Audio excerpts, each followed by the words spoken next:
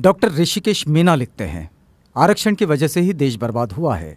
यदि आप मानते हैं कि आरक्षण की वजह से ही देश बर्बाद हुआ है तो फिर यह पोस्ट सिर्फ आपके लिए ही है।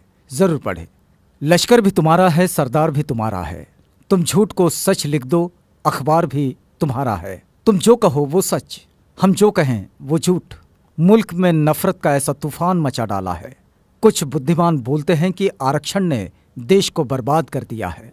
अब आप बताइए कि देश आज़ाद होने के बाद 14 व्यक्ति देश के राष्ट्रपति बने, उनमें से कितने आरक्षण वाले बने?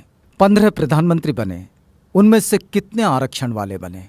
43 उच्चतम न्यायालय के मुख्य न्यायाधीश बने, कितने आरक्षण वाले बने? 19 मुख्य चुनाव आयुक्त बने, उनमें से कितने आरक्षण वाले बने? देश के जो बड़े घोटाले हुए उनमें कितने दलित घोटालेबाज हैं? बताएं जरा। आप बताइए, भारत देश में कितने दलित लोग ऐसे बड़े कारपोरेट घरानों के व्यवसायी हैं जो देश की अर्थव्यवस्था को प्रभावित कर सकते हैं? अब आप बताइए, देश को बर्बाद कौन कर रहा है? अगर संभावित ब्लैक मनी वालों की लिस्ट देखे तो कोई आरक्षण वाला नजर नहीं आता। तो फिर देश को बर्बाद कौन कर रहा है? जितने लोग बैंकों का रुपया हजम करके बैठे हैं या भाग गए, उनमें कितने आरक्षण वाले हैं? शायद कोई नहीं। तो फिर देश को बर्बाद कौन कर रहा है? बड़े बड़े ठेकेदार जो सरकारी ठेके लेते हैं, रोड बनाते हैं, सरकारी बिल्डिंग्स बनाते हैं, उनमें कितने आरक्षण वाले हैं? तो जवाब मिलेगा 1 या 2%। तो फिर इस देश को बर्बाद आरक्षण कर रहा है या फिर मेरिट वाले?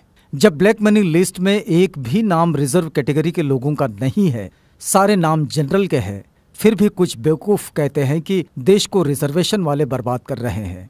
सच में इससे बड़ा जोक कोई और हो ही नहीं सकता। बोफोर्स तोप घोटाला, कॉमनवेल्थ घोटाला, आदर्श सोसाइटी घोटाला, सत्यम घोटाला, कालाधन घोटाला, स्टाम्प घोटाला, यूरिया घोटाला, चारा घोटाला, सुखराम टेलीकॉम घोटाला, शेयर घोटाला, चीनी घोटाला, बहुत लंबी सूची है इन घोटालों की। ये सभी घोटाले क्या आरक्षण प्राप्त लोगों ने किए हैं? बताएंगे इसमें किसी दलित का नाम? कब तक बेवकूफ बनाते रहोगे? और हाँ, फिर भी हम लोग अपने हुनर और काबिलियत से थोड़ा सा आरक्षण का सहारा पाकर क्या कामयाब होने लगे? आपके पेट में मरोड़े उठने लगे?